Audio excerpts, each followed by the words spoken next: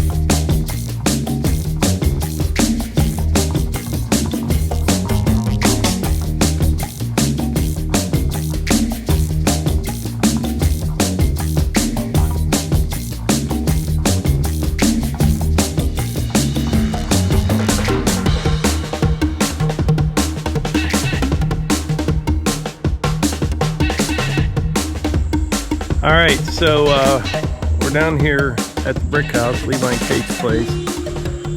Everything around here is hills, so we're trying to make a level spot for the kids' swing set. It's like a swing set with like a little thing above it, slide, all that. But we were just talking, it's going to fit somewhere right in here. I need to just kind of dress this up a little bit, widen it out just a little bit more.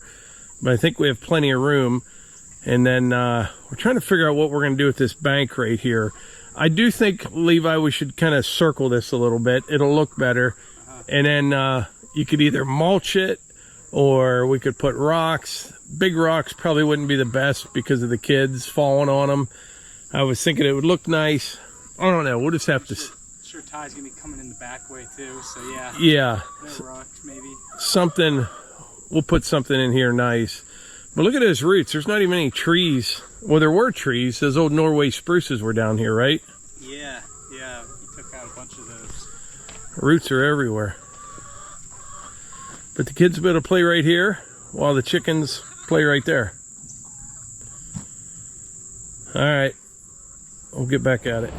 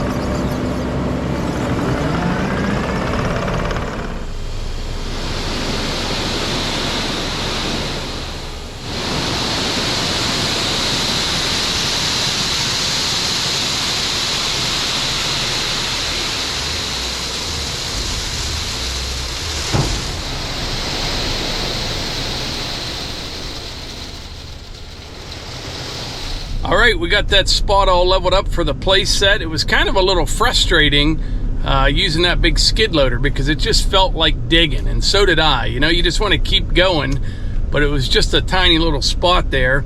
And then we just dumped the pea gravel. They had some landscape fabric. There's a stop sign here. Let me come to a complete stop. So we dumped the pea gravel on the landscape fabric. They just had some 3 foot wide stuff. They overlapped at about 6 inches.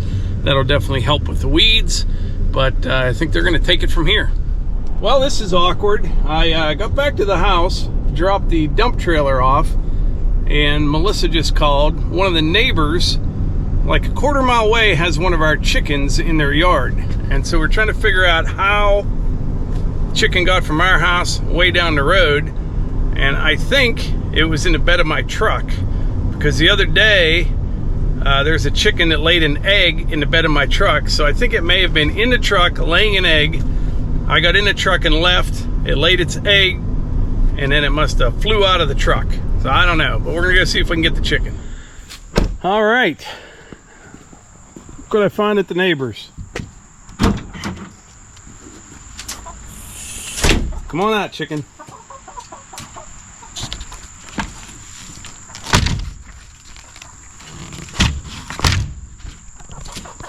Yep, and there is an egg over there. So the chicken was in the truck laying an egg, and I left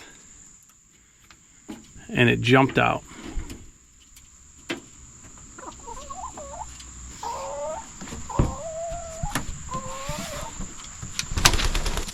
So this bunch, they're just starting to lay, so the eggs aren't real big yet, but they will get bigger.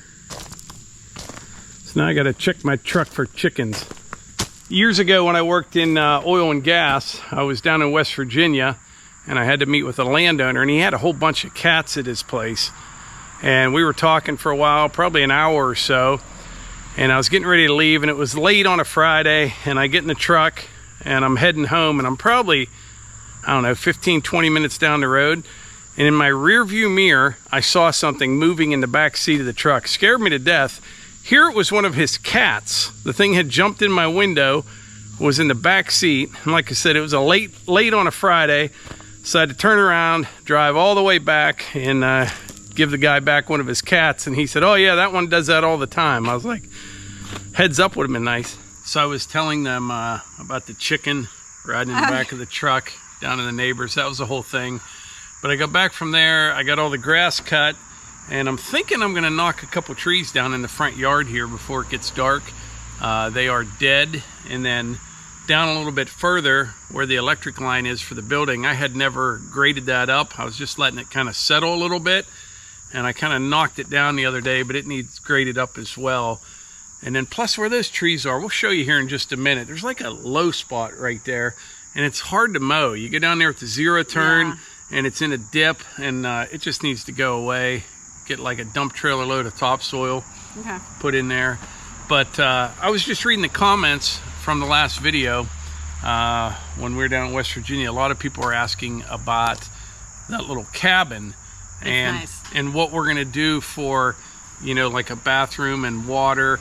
A lot of people are commenting I better check with the local municipality and about permitting and all that stuff. A lot of you will find this very hard to believe, but West Virginia is one of the, in my opinion, freest states to do something like this. It is nothing like here where we live, there's a lot of regulation, but not overwhelming compared to some places. Down there, it's basically non-existent. You know what I mean? And that's right up our alley. So it's one of the easiest states to put a regular septic system in. So that's what we would do, is probably end up with a conventional septic system. For water, there is no public water down there. You could drill a well, but we're probably thinking of doing like a big cistern tank. And I checked, there's a place that you can have water hauled in. We could do rainwater collection, something like that. It's not going to be a place where we stay for weeks on end. Unless we're snowed in. Yeah, unless we're snowed in. You'll have plenty of snow melt on the wood burner to drink. But and another question people had was, you know, is it going to be big enough? And they do make them bigger than the one that we showed you, but this is not like the permanent solution. You know what I mean? Right. What we were thinking was this would be a quick way to get us into a place. So we're not staying at hotels, you know, Airbnbs or we're hotels, and yeah, we like that to go adds down there a bunch. And so this would be the way I see it, put it in the right spot. So eventually, you know, people said you should build your own. It would be great to do that, but you need a place to stay there when you're doing that. And like, say we build a bigger place down the road, a year or two, who knows when, maybe sooner than that, maybe later. But, you know, that could be for Levi and Kate when they're down, when we're there, or the grandkids, or whatever. It'd be cool to have a couple of those cabins down there around that circle drive right there, and then a nicer place back in the back or something. We'll just have to see what happens. But to answer your question on, you know, the whole zoning, permits, all that kind of stuff, that is one of the easiest places to do anything. Matter of fact, I checked around. I was going to get a driveway permit, and then I realized it was not on a state route. And everybody I asked down there, they kind of laughed at me for even, why would you do that? Why would you even, you don't have to get one. It's not on a state route. You don't really have to do much. And I like it that way. Like this building over here, when we built it, I think the permit, what was it, $1,600 or $1,700? And they come out and do some inspections, and that's all fine and good. But my point is, if the building would fall over a week after they left, they have nothing in it. So all you're doing is paying them and kind of creating a job, and someone comes out and looks at it, says yay or nay. And I think some people might not have any idea about construction. It may be a good thing. But like I said, it's not like you're buying an insurance policy with your $1,700. It could fall over. They have nothing in it at all. Right. You know what I mean? Right. So that's my whole thing with the inspection process. If you're paying your municipality or whoever a certain amount of money for that service, I think there should be some kind of guarantee. You know what I mean? Like if something were to happen, they're kind of on the hook for it because they made you pay them to come look at it. My opinion only. But yeah, did they hear about the chicken? in the beginning of this video, yeah, I told them about that. Okay. Beginning of this video, I was telling them about that short that I did. Oh, the comments on that short about the plastic. They're ripping on you, Melissa. For being fat. No, for being fat. You're not fat.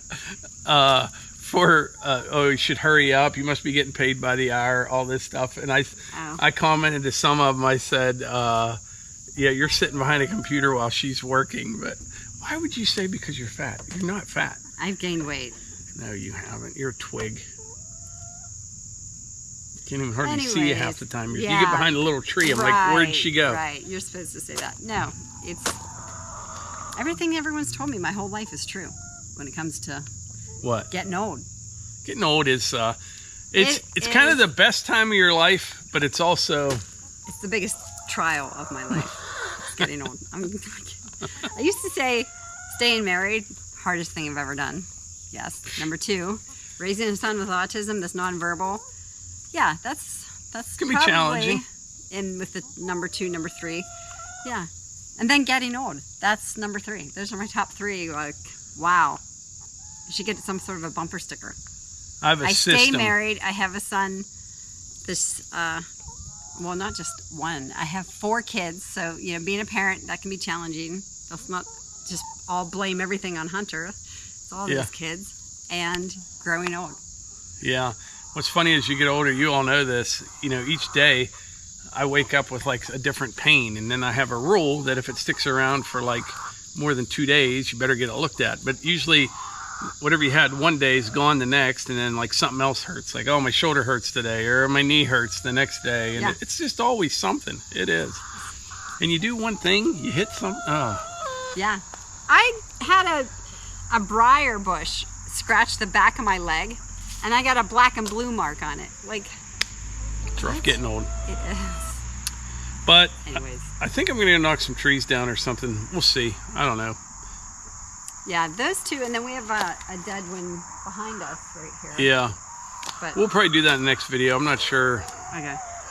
This one's going to probably run kind of long. I don't even know, to tell you the truth. It's been a long day. Got a lot done now.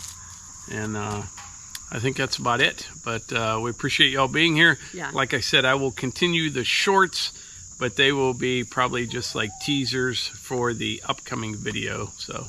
And it'll be me being fat and slow. And if you want a I might be hat, with you. shirt, hoodie, anything like that, make sure you check out the link in the description. Yeah. And I'll pin a comment for that stuff and the foam cannon and all that. Check them out. And we appreciate y'all being here, and we will catch you on the next one. Thanks.